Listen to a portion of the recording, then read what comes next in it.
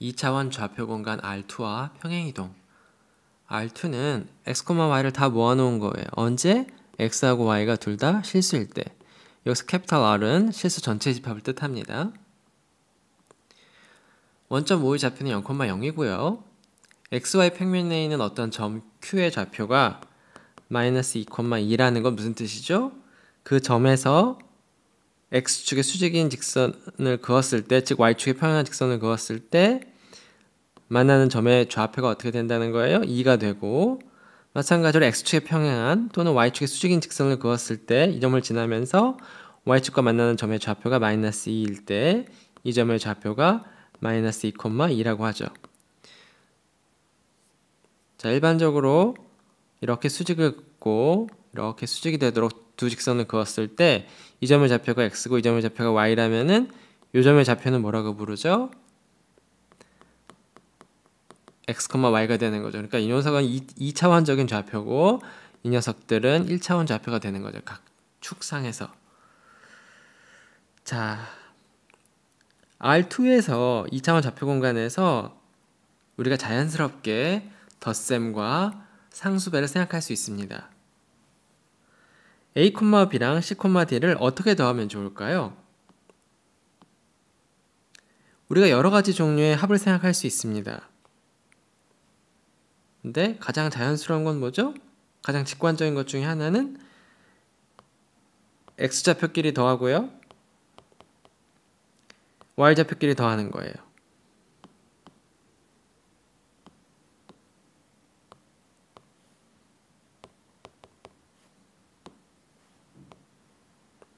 그 다음에 상수배는 어떻게 정해야 할까요? 우리 P, Q를 람다배 하고 싶어요. 각각을 람다배 하면 되겠어요. 람다 P, 람다 Q. 이거보다 자연스러운 그런 합과 상수배의 정의는 아마 없을 겁니다. 아무튼 우리가 생각할 수 있는 가장 간단한 합과 상수배의 정의가 되겠습니다. 여기서 한 가지 주의해야 될 것은 무엇이냐면 여기에 있는 더하기랑 여기에 있는 더하기랑은 다른 더하기예요. 무슨 얘기냐면 요 녀석과 요 녀석은 어떤 덧셈이죠?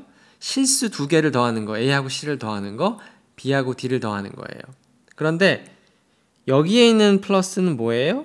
이건 실수의 덧셈이 아니에요. 이거는 뭐예요? 좌표 두 개를 더하는 더하기입니다. 그러니까 우리가 같은 기호를 썼지만 다른 더하기예요.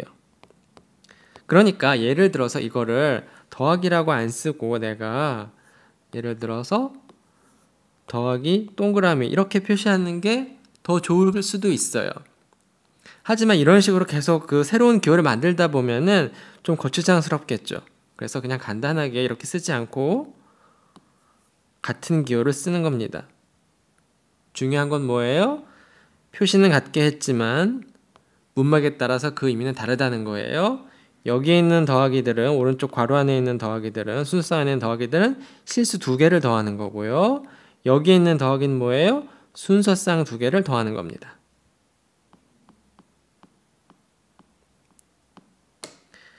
자, 이제 2차원 좌표 공간에서 평행이동이 무엇인지 정의해 보겠습니다. 평행이동이 뭘까요? 어떤 점 x, y가 주어져 있으면은 이 x, y를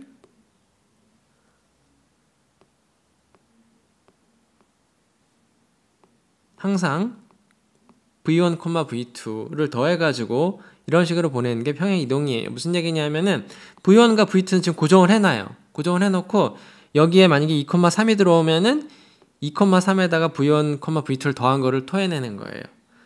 1,2가 들어가면은 1,2에다 각각 v1과 v2를 각각 더해가지고 토해내는 거죠.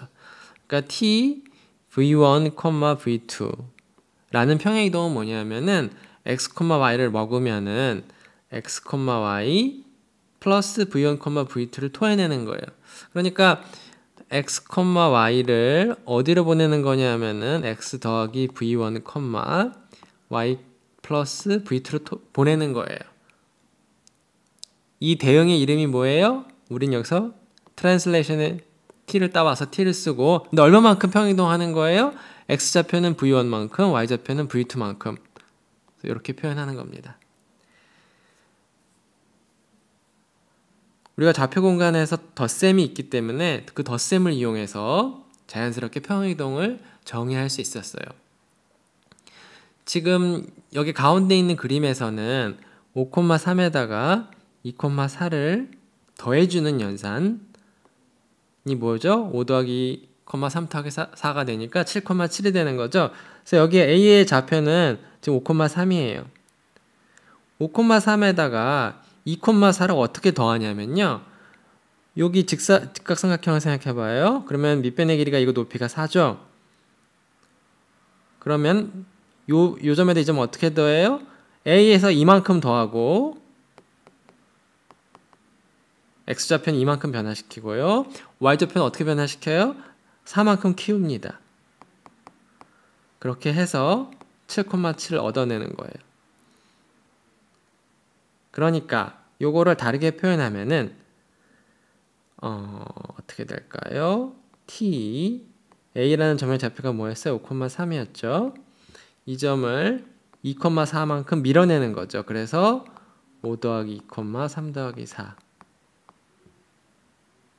그래서 평행이동으로 표현할 수도 있어요. 물론 5,3 더하기 2,4는 뭐랑 같냐면 순서를 바꿔도 똑같겠죠. 그래서 이 점을 b를 평행이동시키는 걸로 이해할 수도 있어요. 그래서 이거를 이렇게 쓸 수도 있을 거예요. 2,4라는 점을 5,3만큼 밀어내면은 평행이동시키면은 역시 2 더하기 5, 4 더하기 3이니까 결과는 둘 다 7,7로 같아지겠죠. 그래서 좌표 공간에서 2차 좌표 공간에서 덧셈으로 이해할 수도 있고 그 덧셈은 기하학적으로 평행이동으로 이해할 수도 있습니다.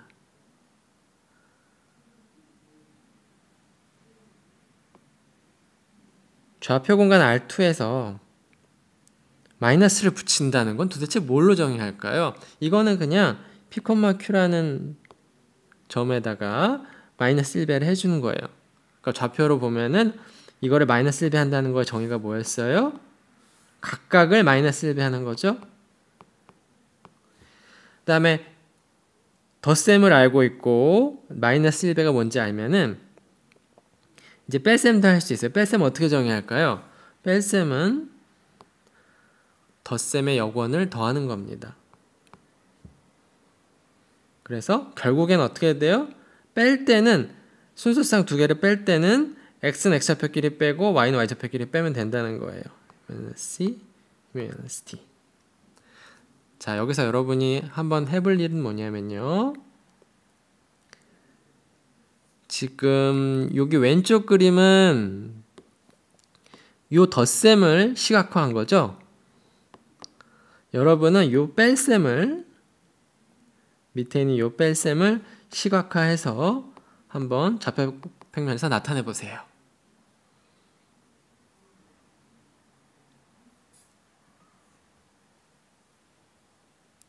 자, 평행이동이 뭐였죠?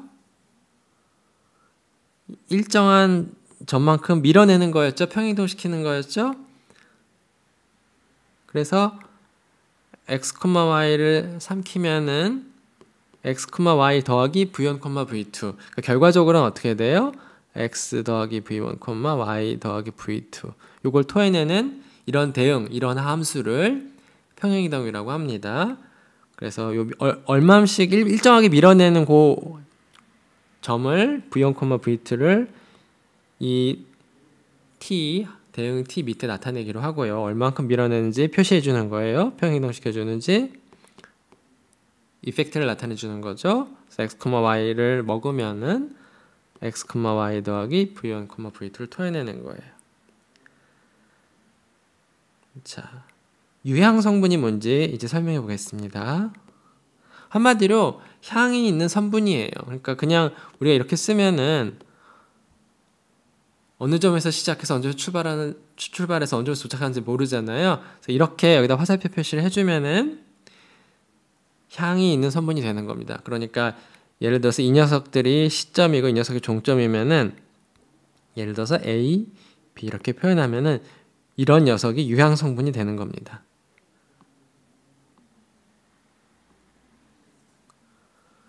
이런 시작점을 이니셜 포인트라고 하고요. 그다음에 도착하는 점을 터미널 포인트라고 합니다.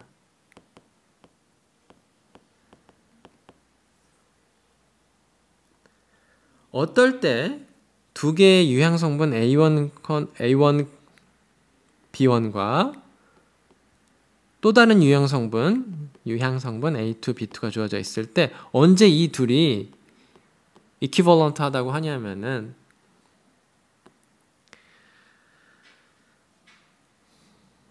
언제 동등하냐, 두 개의 유향 성분이 언제 동등하냐, 이거를 말로 표현한 거고, 이걸 수식으로는 이렇게 표현합니다.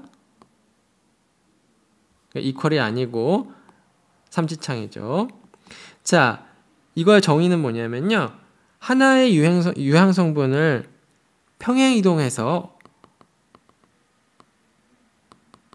두 번째 유향 성분을 얻을 수 있으면은 이 녀석이 이 녀석과 동등하다고 합니다. 그러니까 어떤 평행 이동에 의해 가지고 어떤 평행 이동을 처음 주어진 유향 성분에다가 적용을 했더니 두 번째 유향 성분을 얻는다.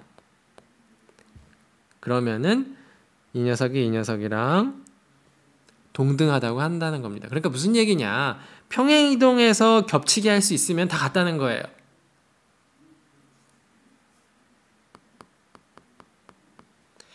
그러니까 지금 이렇게 되는 거죠. A1을 A2로 옮기는 그 평행 이동이 있을 거 아니에요. 그거를 같은 효과를 만들어서 B1에다가 취하면은 B2가 나온다는 거예요. 지금 여기서 평행하게 그릴 수 있을 텐데.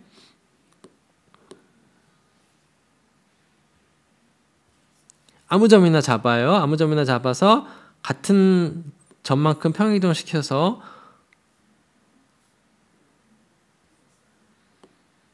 이렇게 1대1 대응을 시킬 수 있을 텐데, 이러면은 이제 두 개의 유향 성분 A1, B1과 A2, B2가 동등해지는 겁니다. 그러니까 평행 이동해서 겹치게 할 수 있으면은 같다고 보는 거예요. 근데 같다라는 말을 쓰지 않고 equivalent하다고 하는 표현을 씁니다. 그러니까 그 동등한 유향 성분들은 단지 뭐가 다를 뿐이에요? 출발점이 다를 뿐이지 출발점에서 도착점까지 이르게 하는 그 효과는 다 같다는 거예요. 이렇게 동등한 유향 성분들을 다 같은 것으로 보면은 이것을 벡터라고 부릅니다. 무슨 얘기냐? 벡터라는 거는 요 녀석이랑 동등한 유향 성분을 다 모아놔요. 그럼 어마어마하게 많겠죠? 이거를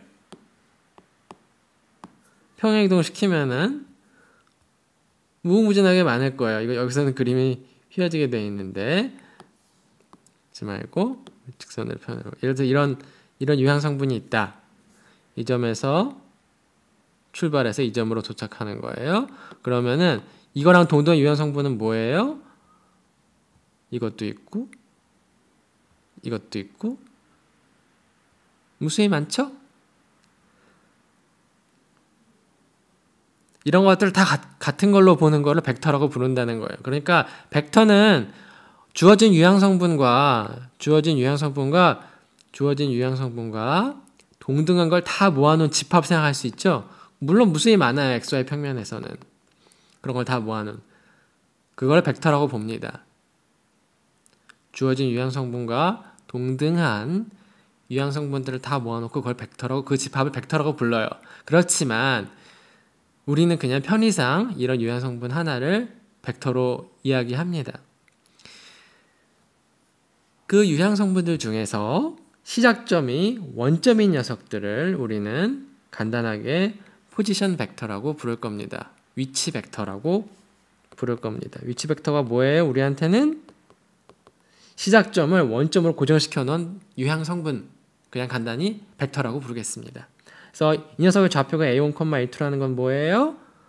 순환발을 떨어뜨려서 x축에 순환발을 떨어뜨렸을 때 1차원 좌표가 x축에서의 좌표가 a1이고 그 다음에 y축에서 1차원 좌표가 a2면은 이 점의 좌표가 a1, a2죠. 그래서 시점이 오고 주어진 점이 도착점이 되는 유향성분을 위치 벡터라고 해요. 시점이 지금 원점이기 때문에 보통 이렇게 캐피털 A일 때는 이렇게 볼드체로 스몰 a를 쓰고요. 그 다음에 A의 구성 성분은 X좌표, Y좌표 이렇게 컬럼 벡터로 씁니다.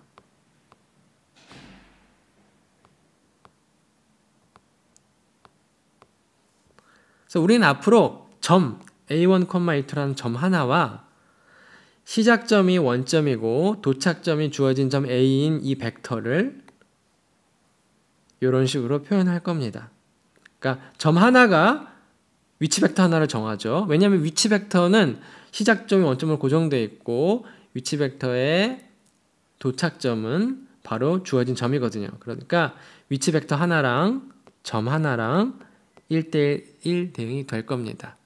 근데 단지 차이점은 위치 벡터로 이해할 때는 이렇게 컬럼 벡터로 쓰는 겁니다.